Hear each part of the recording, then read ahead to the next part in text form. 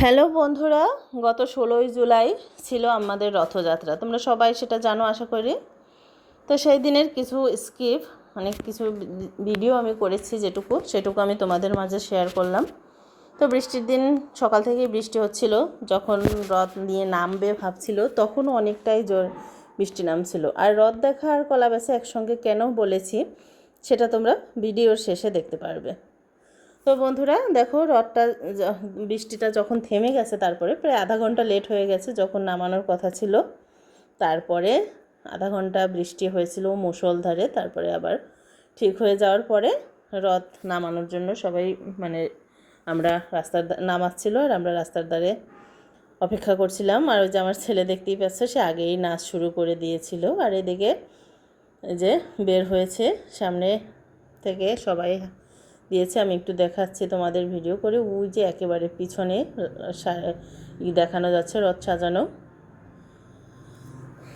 এখানে এসে অপেক্ষা করছিল একটু সময়, তারপরে সবাই একত্র হয়ে রথের দড়িটা বের করার পরে আনুষ্ঠানিকভাবে এখান থেকেই শুরু করা হয়েছিল রথ টানা।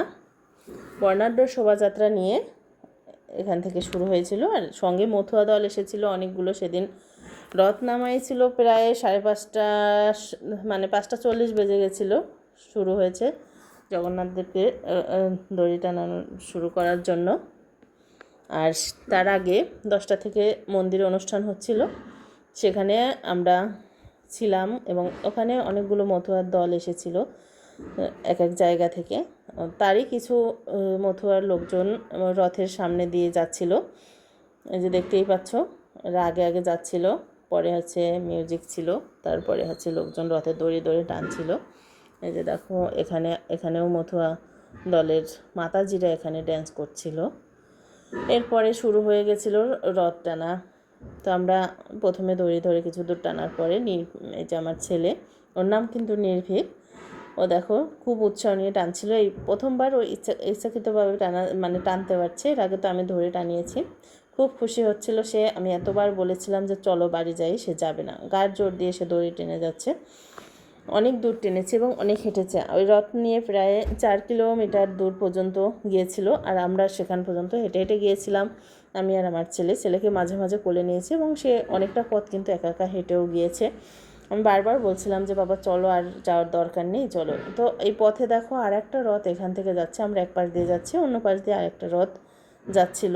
তখন সেটাও ভিডিও করলাম। দুই পাশে পুরো একেবারে আটকানো ছিল রাস্তার। তো রথ নিয়ে 4 কিলোমিটার দূরে গিয়ে এখানে রথ থামিয়েছিল। এখানে আবার মেলা উঠেছে, সে মেলা একটু অংশগ্রহণ করলাম। এখানে এত পরিমাণ লোক ছিল, গরমে এত বৃষ্টি হয়েছে, তারপর অনেকটাই গরম ছিল। গরমে দেখো আমি আমার ছেলের জামাটা খুলে ফেলেছি। তারপরে ও দেখছে তাকিয়ে তাকিয়ে আসলে কী হচ্ছে। তো এখানে সন্ধ্যার সময় আরতি করেছিল জগন্নাথ দেবকে, ইস্কনের লোকজনেরা আরতি করছিল আর তাকিয়ে তাকিয়ে দেখছিল। এই যে দেখতে পাচ্ছ, এটা আমাদের এখানকার জমিদারদের রথ, একেবারে পুরনো অনেক আগের রথ। এখানে এটা বসানো ছিল। দেখো কত সুন্দর গোপালকে দেখা যাচ্ছিল। আর এখানে সবাই পান সুপারি দিচ্ছিল, আশীর্বাদ নিচ্ছিল। তো এখানেই মোটামুটি শেষ রথযাত্রা এখানে এনে রেখে দিয়েছিল। তারপরে আমরা আবার যেখানে রথ নিয়ে এগিয়েছিল ওখানের মন্দিরটা ঘুরে দেখেছিলাম। এই জায়গাটা অনেক সুন্দর, এখানে কিন্তু অনেক লোকজন আসে। এখানে অনেক বড় আকারের দুর্গাপুজো হয়। আর এই যে শিবলিঙ্গ, এটা এখানকার ঐতিহ্য। খুবই সুন্দর জায়গা, খুবই সুন্দর। এখানে ধর্ম বর্ণ নির্বিশেষে সকল মানুষ এখানটায় এসে বসে। যে ওই পাশে যে এটা একটা বাধাঘাট, এখানকার ঐতিহ্য।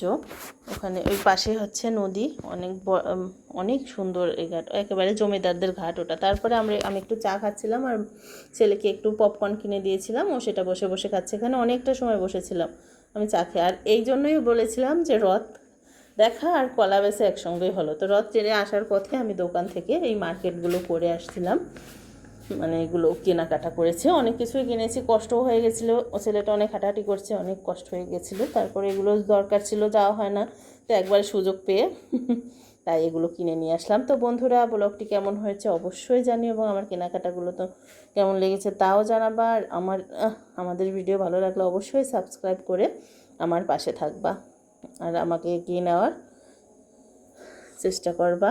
সবাই ভালো থেকো। যা যা কিনেছি তাই তাই দেখালাম। আজকের মতো সবাইকে টাটা।